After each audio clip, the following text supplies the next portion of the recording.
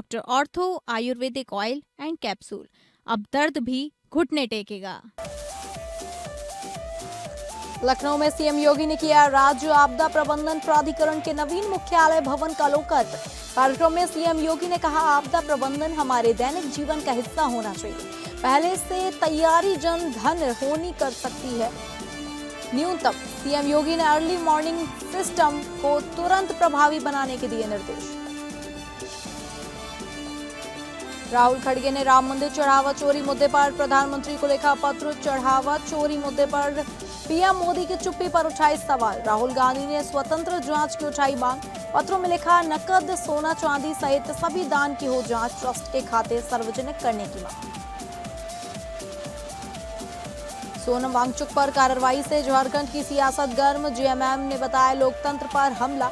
JMM के केंद्रीय महासचिव ने कहा, वांगचुक के स्वास्थ्य की चिंता थी तो पहले क्यों नहीं जागी केंद्र सरकार।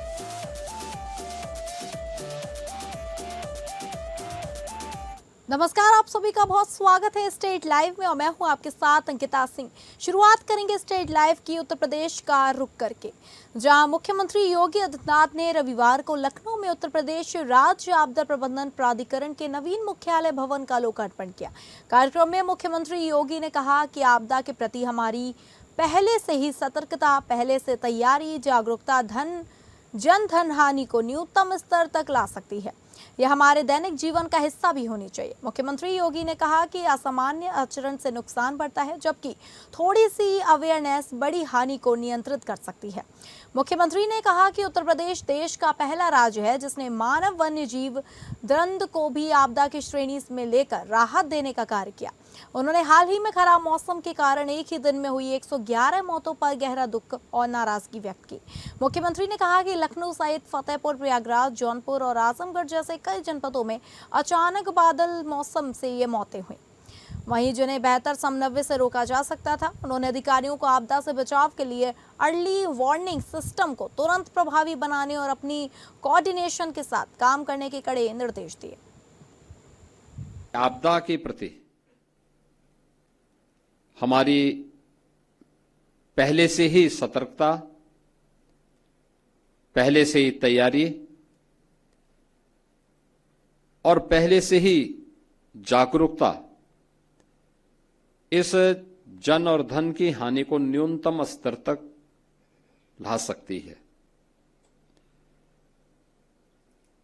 और यह हम लोगों के दैनिक जीवन का हिस्सा भी होना चाहिए। स्कूली पाठ्यक्रम का हो या परिवारों के बीच में भी आपसी संवाद के माध्यम से भी इन सब बातों को बताई जाने की आवश्यकता है। हमें याद है बचपन में सामान्य स्कूली कार्यक्रमों के माध्यम से भी और परिवारों में भी इस बात की चर्चा होती थी कि आग लग जाए तो क्या करना चाहिए, अर्थक्वेक आ जाए उस समय क्या सावधानी बरतनी चाहिए। संसद के मानसून सत्र की शुरुआत से पहले राम मंदिर के चढ़ावे और कथित वित्तीय अनियमितताओं का मुद्दा एक बार फिर राजनीतिक बहस के केंद्र में आ गया है। लोकसभा में नेता प्रतिपक्ष राहुल गांधी और कांग्रेस अध्यक्ष एवं राज्यसभा में नेता प्रतिपक्ष मल्लिकार्जुन खड़गे ने प्रधानमंत्री मोदी को संयुक्त पत्र लिखकर राम मंदिर के चंदे में कथित गड़बड़ी के मामले में उनकी चुप्पी पर सवाल उठाए हैं। दोनों नेताओं ने पूरे मामले की स्वतंत्र और व्यापक जांच कराने तथा ट्रस्ट के सभी वित्तीय रिकॉर्ड सार्वजनिक करने की मांग की है। प्रधानमंत्री को भेजे गए पत्र में राहुल गांधी और मल्लिकार्जुन खड़गे ने कहा कि करोड़ों राम भक्तों की आस्था से जुड़ा यह मामला बेहद गंभीर है। उन्होंने लिखा कि इस तरह के गंभीर आरोपों के बावजूद प्रधानमंत्री की चुप्पी पूरी तरह अस्वीकार्य है। पत्र में कहा गया कि सरकार की जिम्मेदारी है कि वह जवाबदेही तय करे और देश के सामने सच्चाई रखे। कांग्रेस नेताओं ने पत्र में श्री राम जन्मभूमि तीर्थ क्षेत्र ट्रस्ट के पूर्व महासचिव चंपत राय का भी उल्लेख किया। उन्होंने आरोप लगाया कि चंपत राय पर गंभीर सवाल उठे हैं और उनके प्रधानमंत्री के करीबी सहयोगी होने का भी जिक्र किया। पत्र में कहा गया कि ऐसे में प्रधानमंत्री की जिम्मेदारी और बढ़ जाती है कि पूरे मामले की निष्पक्ष जांच कराई जाए। राहुल गांधी और मल्लिकार्जुन खड़गे ने प्रधानमंत्री से मांग की है कि श्री राम जन्मभूमि क्षेत्र ट्रस्ट के सभी वित्तीय मामलों की स्वतंत्र और व्यापक जांच का आदेश दिया जाए। उनका कहना है कि जांच केवल दस्तावेजों तक सीमित न रहे बल्कि ट्रस्ट को मिले सभी प्रकार के दान और चढ़ावे की भी गहराई से जांच हो। पत्र में कहा गया कि देश और विदेश से राम मंदिर के लिए मिले नकद, सोना, चांदी और अन्य सभी प्रकार के चढ़ावे एवं दान के प्रबंधन की पूरी प्रक्रिया की जांच होनी चाहिए। कांग्रेस नेताओं का कहना है कि यह सुनिश्चित किया जाए कि श्रद्धालुओं के योगदान का उपयोग किस तरह किया गया। कांग्रेस ने पारदर्शिता की मांग करते हुए कहा कि जांच पूरी होने के बाद उसकी रिपोर्ट और ट्रस्ट के सभी खातों को सार्वजनिक किया जाए। उनका कहना है कि इससे देश और दुनिया के करोड़ों राम भक्तों को यह जानकारी मिल करेगी कि उनके द्वारा दिए गए दान और चढ़ावे का उपयोग कहां और किस उद्देश्य के लिए किया गया।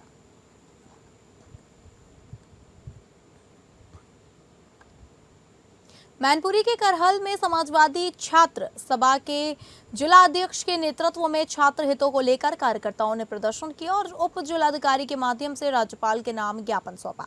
प्रदर्शन के दौरान छात्र सभा के कार्यकर्ता कस्बा करहल के प्रमुख तिराहों और चौराहों पर सड़कों पर बैठकर नारेबाजी करते हुए सरकार के खिलाफ विरोध जताया।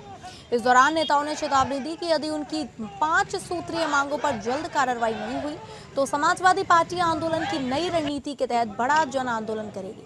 छात्र सभा नेताओं ने आरोप लगाया कि प्रतियोगी परीक्षाओं में लगातार अनियमितताओं और पेपर लीक की घटनाएं सामने आ रही हैं, जिससे लाखों युवाओं का भविष्य प्रभावित हो रहा है। समाजवादी छात्र सभा ने सरकार से इन मांगों पर तत्काल कार्यवाही करने की मांग करते हुए कहा कि यदि जल्द निर्णय नहीं लिया गया तो आंदोलन को और तेज किया जाएगा।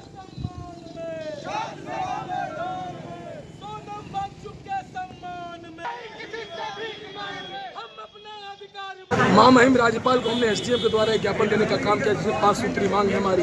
प्रथम मांग है सोनम वांगचुक जी इतने दिनों से धरने पर बैठे हुए हैं, उनके प्रशासन उनसे बात करके, सरकार उनसे बात करके उनका अंसर तोड़वाने का काम करे, तो जो भी उनकी मांगे उनको मांगा जाए। दूसरा हमारी मांग है कि धर्मेंद्र प्रधान अपने पद से इस्तीफा दें। तीसरी मांग है जो जिस तरीके से एनटीए ने पेपर लीक किया उस एजेंसी पर कथित तौर पर जानकारी जो भी संलिप्त है उस पर कार्रवाई की जाए। और चौथी मांग हमारी है जो भी इसमें संलिप्त है उनकी एजेंसियों पर बैन लगाया जाए। पांचवी मांग हमारी है जो बच्चे इसमें मृत्यु जिनकी हो गई है उनके परिवार को सरकारी नौकरी देकर उनका भविष्य सुरक्षित करने का काम किया जाए। हमारी बस एक ही मांग है, हम स्टूडेंट हैं। अब जैसे जो हमारी गवर्नमेंट चला रहे हैं वो इतने ऊंचे स्तर पे बैठे, वो किसान लोगों के बच्चों की डिमांड को भी मानना चाहिए। हम एग्ज़ाम सेंटर्स पे जाते हैं, हमारे साथ भेदभाव भी किए जाते हैं वहाँ, क्योंकि मैं जब एसएससी जीडी का एग्ज़ाम देने गई तो वहाँ पे कुछ बच्चों को हॉल में अलग रखा था क्योंकि पेपर सेंटर के बाहर लीक हो गया। मेरा सेंटर नोएडा में था, मैं इतनी दूर एग्ज़ाम देने गई, फिर रीशेड्यूल किया गया पेपर, वो 30 तारीख को था।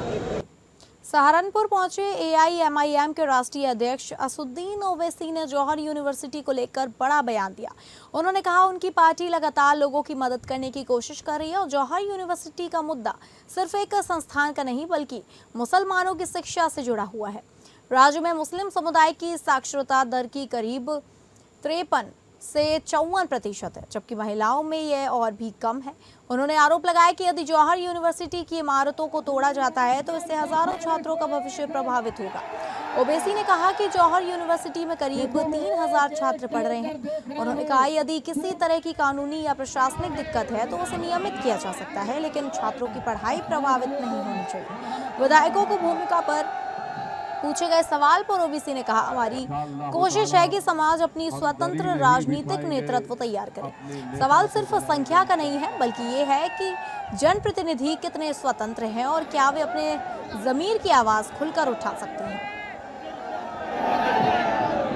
अरे ये भी साथ है, अरे जमीन आसमान का खालिक वो एक है, वो भी साथ है कि तुम 19-20% मुसलमानों की आबादी है, population last census. Literacy rate आप देखेंगे तो 53-54 के करीब है। महिलाओं में लिटरेसी रेट सबसे ज्यादा कम मुस्लिम महिलाओं में है। अगर आप यूनिवर्सिटियों को तोड़ना चाहेंगे, 40 में 38 इमारत को तोड़ना चाहेंगे तो आपका प्रोग्राम वाज़ेह है कि आप ये नहीं चाहते कि मुसलमान तालीम याफ्ता हो, लिटरेट हो, एजुकेटेड हो। इसी तरह से आप निशाना बना रहे हैं। लोकल यूनिवर्सिटी थी वो तो यहाँ पर आप देखिए क्या हो गया हो। तो उत्तर प्रदेश में तो बहुत बड़ा मसला है, देश का सबसे बड़ा प्रदेश है और लोवेस्ट यहाँ पर लिटरेसी रेट है। सिर्फ करीब 4% मुसलमान ग्रेजुएट होते हैं, 3.7। ये तो बहुत बड़ा नुकसान हो जाएगा ना। मौलाना मोहम्मद अली जौहर यूनिवर्सिटी में पढ़ने वाले दर्जनों छात्र यूनिवर्सिटी के मुख्य प्रवेश द्वार पर एकत्र हुए और रामपुर विकास प्राधिकरण द्वारा 38 भवनों के ध्वस्तीकरण के आदेश के विरोध में अनिश्चितकालीन धरना शुरू कर दिया। छात्रों ने ध्वस्तीकरण के आदेश को तत्काल वापस लेने की मांग की। दरअसल समाजवादी पार्टी के वरिष्ठ नेता आजम खां द्वारा स्थापित मौलाना मोहम्मद अली जौहर यूनिवर्सिटी इन दिनों आरटीए की कार्यवाही को लेकर चर्चा में है। आरटीए ने बिना स्वीकृत मानचित्र के निर्मित बताए गए 38 भवनों को लेकर ध्वस्तीकरण के आदेश जारी किए हैं। साथ ही यूनिवर्सिटी प्रशासन को स्वयं इन भवनों को हटाने के लिए 15 दिन का समय दिया गया है। आरटीए की इस कार्यवाही के बाद राजनीतिक हलकों में भी प्रतिक्रिया देखने को मिल रही है। विपक्षी दल सरकार पर निशाना साध रहे हैं और यूनिवर्सिटी के पक्ष में सवाल आवाज उठा रहे हैं। धरने पर बैठे छात्रों ने प्रशासन से मांग की है कि 38 भवनों के ध्वस्तीकरण के आदेश को वापस लिया जाए और मामले में का ऐसा समाधान निकाला जाए जिसमें छात्रों की शिक्षा बाधित न हो।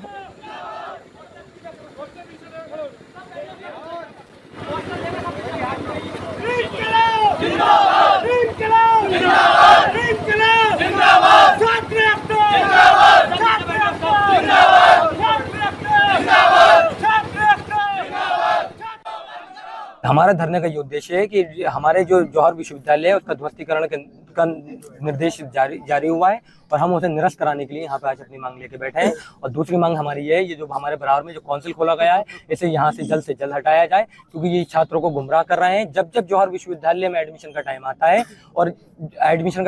है तो इसी तरीके से हमारे जौहर विश्वविद्यालय पे परेशानी आती है।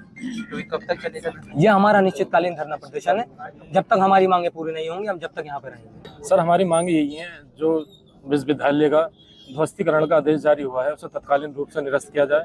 और यहाँ पर जो काउंसिल की टीम बैठी है, जिनके खुद के कॉलेज के बच्चे इनके खिलाफ धरने पर बैठे हैं, वो हमारा क्या एडमिशन लेंगे सर? हमें क्या अपने विश्वविद्यालय में जोड़ेंगे? वो इन्हें सर यहाँ से हटाया जाए। ये छात्रों को गलत भड़का रहे हैं, गलत इन्फॉर्मेशन दे रहे हैं। हमारी मांगे सर यही।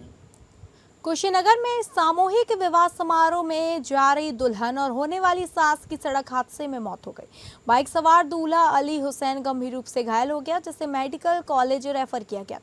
यह घटना सेवरी थाना क्षेत्र के बनराहा मोड़ के समीप की है।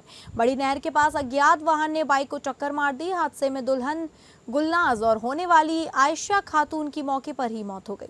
निकाह के लिए जा रहे परिवार की खुशियां पल भर में मातम में तब्दील हो गई। सूचना मिलते ही पुलिस मौके पर पहुंची, शवों को पोस्टमार्टम के लिए भेजा। फरार अज्ञात वाहन की तलाश में पुलिस जुटी है।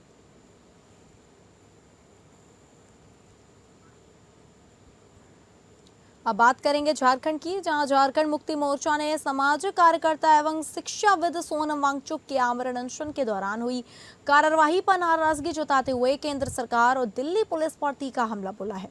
बीते शनिवार को रांची स्थित पार्टी के केंद्रीय कार्यालय में आयोजित एक प्रेस वार्ता को संबोधित करते हुए झामुमो के केंद्रीय महासचिव सुप्रियो भट्टाचार्य ने आरोप लगाया कि सोनम के साथ जिस तरह की कार्यवाही की गई वो लोकतांत्रिक मूल्यों के विपरीत है।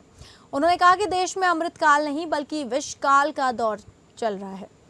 इसके साथ ही पार्टी महासचिव ने सवाल उठाया कि यदि सरकार को उनके स्वास्थ्य की इतनी चिंता थी तो पिछले कई दिनों तक कोई कदम क्यों नहीं उठाया गया। इसी प्रेस वार्ता के दौरान सुप्रियो भट्टाचार्य ने E20 पेट्रोल को लेकर भी केंद्र सरकार की नीति पर सवाल उठाए। उन्होंने दावा किया कि E20 ईंधन के इस्तेमाल से वाहनों पर प्रतिकूल असर पड़ रहा है। इसके अलावा उन्होंने इस मामले पर तंज भले लहजे में टिप्पणी करते हुए कहा कि ये गाड़ियों को डायबिटीज हो रही है, आगे चलकर ब्लड प्रेशर, किडनी और लीवर भी फेल होगा। इसी तरह जीएमएम महासचिव ने केंद्रीय सड़क परिवहन एवं राजमार्ग मंत्री नितिन गडकरी पर भी जमकर निशाना साधा। सोनम वांगचुक जी के जंतर मंतर के जो अनशन स्थल था उस पर हमला बोल दिया।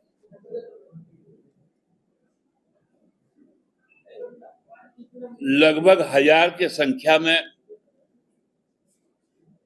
पुलिस के जवान सादे ड्रेस में और यूनिफॉर्म में,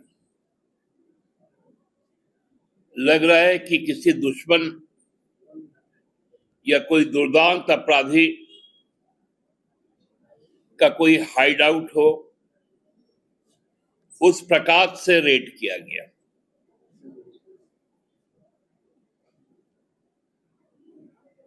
आपको उनके स्वास्थ्य की यदि इतनी ही फिक्र थी तो 20 दिन आप कहां थे? 14वीं झारखंड लोक सेवा आयोग परीक्षा के परिणाम को लेकर राज्यसभा में उठे विवाद के बीच प्रदेश भाजपा के युवा मोर्चा के आंदोलन तेज करने की बड़ी घोषणा कर दी गई है। इस कड़ी में बीते शनिवार को रांची स्थित पार्टी कार्यालय में एक प्रेस वार्ता के माध्यम से बीजेपी प्रदेश युवा मोर्चा के अध्यक्ष शशांक राज ने ऐलान किया है कि 22 जुलाई को सुबह 10 बजे भाजपा युवा मोर्चा जेपीएससी कार्यालय का घेराव करेगा, जिसे लेकर आंदोलन का पोस्टर भी जारी किया गया है, जिस पर लिखा है जेपीएससी कार्यालय घेराव, छात्रों की हुंकार, अब नहीं सहेगा रोजगार का व्यापार। इस दौरान भाजपा प्रदेश अध्यक्ष का ये भी कहना था कि इस कृत्य से पूरी चयन प्रक्रिया की पारदर्शिता पर सवाल खड़े हो रहे हैं और अभ्यर्थियों के मन में संदेह उत्पन्न हो रहा है।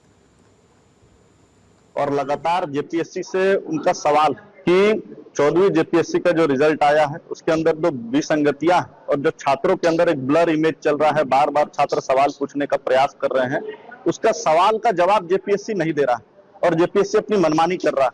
वो मनमानी के खिलाफ 22 तारीख को रांची शहर में पूरे प्रदेश भर के छात्र जुटेंगे और जेपीएससी की ओर कूच करेंगे, क्योंकि जेपीएससी को जिस प्रकार से इन्होंने रोजगार का व्यापार बना दिया है, हम झारखंड के युवाओं को जो नौकरी है उस झारखंड के युवाओं का नौकरी हम लोग बिकने नहीं देंगे, उसको रोजगार कार्यालय जो है उसको व्यापार कार्यालय बनने नहीं देंगे। पश्चिमी सिंहभूम जिले के कुमार डुंगी थाना क्षेत्र में बैग छीनने की घटना का पुलिस ने खुलासा करते हुए 2 आरोपियों को गिरफ्तार किया है। पुलिस ने उनके कब्जे से घटना में छीना गया टैबलेट और मोबाइल फोन भी बरामद किया है। वहीं पुलिस के अनुसार दिकुबाल कांड निवासी ने शिकायत दर्ज कराई थी कि 2 अज्ञात बदमाश उनकी साइकिल पर रखा बैग छीनकर फरार हो गए। मामले की गंभीरता को देखते हुए पुलिस अधीक्षक चाईबासा के निर्देश पर विशेष छापेमारी दल का गठन किया गया। गठित टीम ने तकनीकी साक्ष्य और गुप्त सूचना के आधार पर कार्रवाई करते हुए पूर्व में भी आपराधिक मामलों में आरोप पत्र को गिरफ्तार किया। पुलिस ने बताया कि दोनों आरोपियों ने वारदात में अपनी संलिप्तता स्वीकार कर ली है। दोनों को गिरफ्तार कर न्यायिक प्रक्रिया के तहत आगे की कार्रवाई की जा रही है। पुलिस के अनुसार मुख्य आरोपी रवि कुमार साव का पूर्व में भी आपराधिक इतिहास रहा है।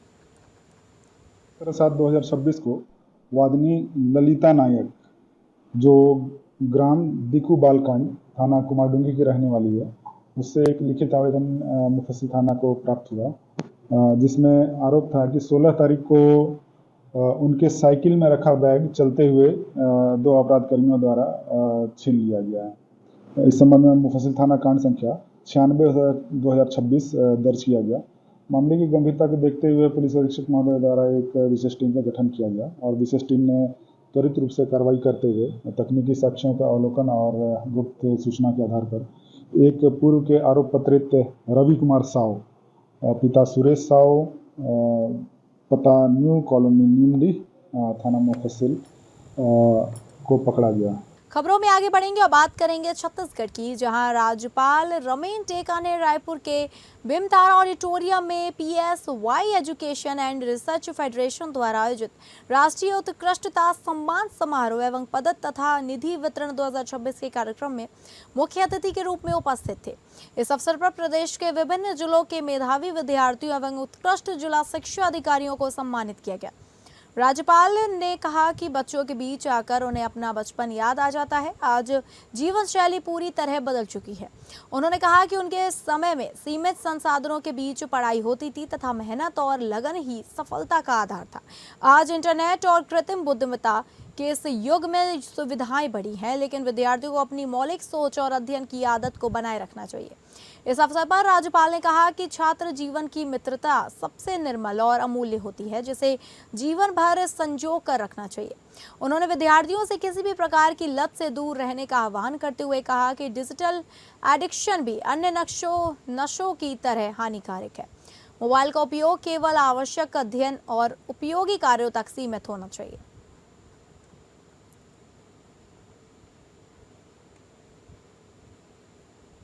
छत्तीसगढ़ के पूर्व मंत्री एवं कांग्रेस नेता शिव कुमार डैरिया ने प्रेस वार्ता के दौरान राम मंदिर के चंदे को लेकर कथित अनियमितताओं के मुद्दे पर अपनी प्रतिक्रिया दी।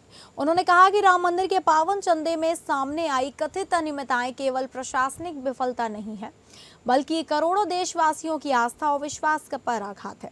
शिव कुमार डहरिया ने कहा कि आस्था व्यापार नहीं बल्कि देश की सामूहिक चेतना का हिस्सा है।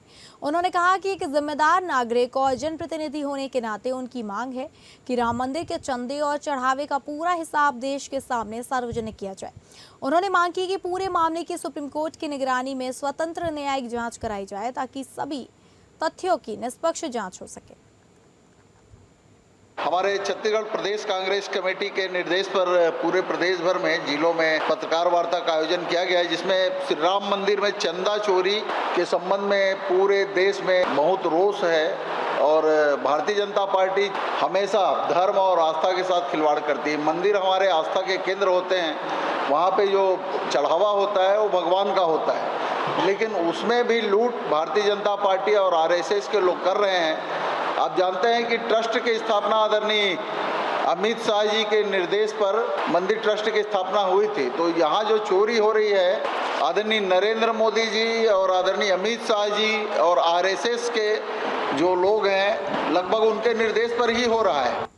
भारतीय डाक कर्मचारी महासंघ ने डाक विभाग में कथित निजीकरण, कर्मचारियों पर टारगेट का दबाव और विभिन्न लंबित मांगों को लेकर राष्ट्रव्यापी आंदोलन की घोषणा की है। महासंघ ने आरोप लगाया कि कर्मचारियों का शोषण किया जा रहा है और विभाग की कार्य प्रणाली को निजीकरण की ओर ले जाया जा रहा है। महासंघ द्वारा जारी कार्यक्रम के अनुसार 20 से 27 जुलाई 2026 तक कर्मचारी कार्यालयों में काली पट्टी बांधकर कार्य करेंगे। इसके बाद 28 जुलाई को मंडलीय कार्यालयों में मंच अवकाश के दौरान प्रदर्शन किया जाएगा। यदि मांगे नहीं मानी गई तो 5 अगस्त को 1 दिवसीय हड़ताल और 18 अगस्त से अनिश्चितकालीन हड़ताल शुरू की जाएगी। महासंघ की प्रमुख मांगों में कर्मचारियों पर टारगेट का दबाव और कथित आर्थिक शोषण बंद करना, रेल डाक सेवा से जुड़ी व्यवस्था में सुधार, मेल वोटर सेवा विभाग के रिक्त पदों को शीघ्र भरना, डाक विभाग में बढ़ रहे भ्रष्टाचार और अनियमितताओं पर प्रभावी कार्रवाई करना तथा पोस्टल अकाउंट के विकेंद्रीकरण पर रोक लगाना शामिल है। टारगेट क्या है? गवर्नमेंट हमें वेतन देती है और वेतन देने के पश्चात में हम जब काम करते हैं, पैसा जमा करते हैं, उसका इंसेंटिव भी देती है, कमीशन भी देती है। फिर भी उसके अलावा हमको इतना टारगेट के लिए जो लोग आते हैं अपने अपने हिसाब से चला के चले जाते।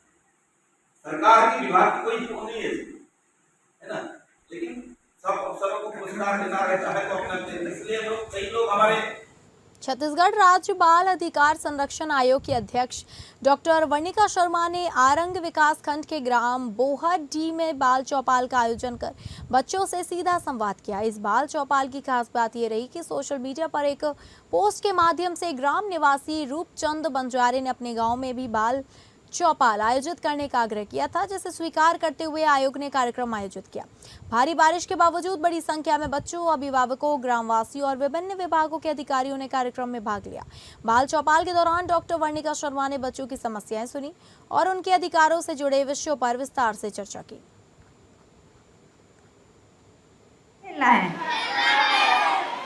जोर से आवाज नहीं आई। पक्का खेलना है।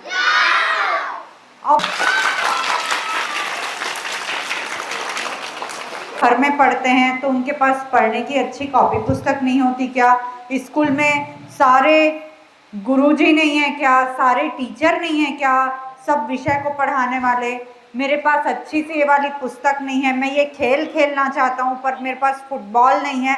कोई भी कमी आपके पास हो और मेरे बच्चों को जो भी चीज खुश रहने से रोकती है, ऐसी चीज को आपको आज मुझे बताना है। यदि किसी बच्चे को कुछ भी चाहिए तो यहाँ पे खड़े होके बताना होगा। आज शर्माना नहीं है। 2 3 1 2 अच्छा, एक बार और खेलेंगे क्या? आप पक्का गड़बड़ नहीं करना है? नहीं करना है ना? रेडी? 1 2 5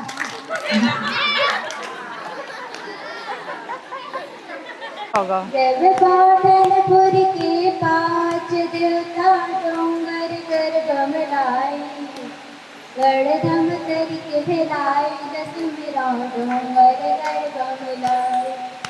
यदि किसी बच्चे को कोई कहीं भी परेशान करता है तो किस नंबर पे फोन करना है? एक बार और चलते हैं ना, 4। चल यहाँ से चलना शुरू कर, यहाँ पे आ जा। 1, अरे रे इधर 2, 6, 7, 8 में जा, 9, 10। क्या लिखा है उसमें? 2। चलो 6, 1, 2, 3, 4, 5। उदंती सीता नदी टाइगर रिजर्व में वन्यजीव संरक्षण के प्रति एक बार फिर तत्परता का परिचय देते हुए वन विभाग की रेस्क्यू टीम ने घायल चौसिंगा का सफलतापूर्वक रेस्क्यू किया। अभियान का नेतृत्व इंदा गांव बफर परिक्षेत्र के रेंजर ने किया। वन विभाग के अनुसार धुरवागुड़ी के समीप जंगली कुत्तों के हमले में एक चौसिंगा घायल हो गया था। घटना की सूचना गरियाबंद पुलिस ने एक उप निरीक्षक द्वारा वन विभाग को दी गई। सूचना मिलते ही रेंजर अपनी टीम के साथ मौके पर पहुंचे और घायल वन्यजीव का सुरक्षित रेस्क्यू किया। रेस्क्यू के बाद वन विभाग के पशु चिकित्सकों ने चौसिंगा का प्राथमिक उपचार किया। दिन भर निगरानी और इलाज के बाद उसे उत्तर उदंती परिक्षेत्र स्थित चीतल सॉफ्ट रिलीज एनक्लोजर में सुरक्षित स्थानांतरित कर दिया गया। इस एनक्लोजर में पहले से 2 अन्य चौसिंगा भी रखे गए हैं, जिन्हें पूर्व में जंगल में लगी आग के दौरान बचाया गया था।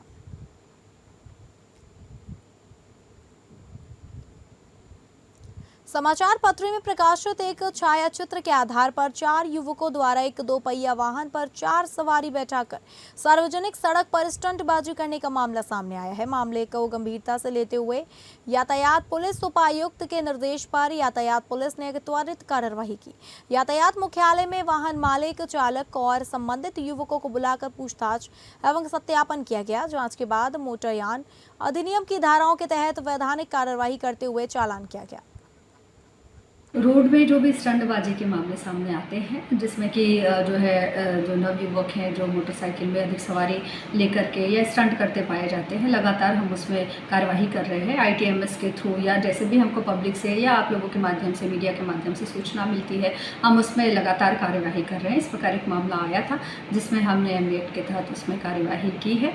तो लगातार ट्रैफिक पुलिस जो है ऐसे उसमें विजिलेंस रखी हुई है और कोई सूचना मिलने पर हम तत्काल कार्रवाई करते हैं। बल्कि मैं युवाओं से आपके माध्यम से अपील करना चाहूँगी कि इस प्रकार की स्टंटबाजी निश्चित रूप से जानलेवा है और न केवल आपके लिए बल्कि अन्य लोग जो सड़क में परिवहन कर रहे हैं उनके लिए भी बहुत खतरनाक हो सकता है। तो फिलहाल इस स्टेट लाइव में बस इतना ही। नमस्कार।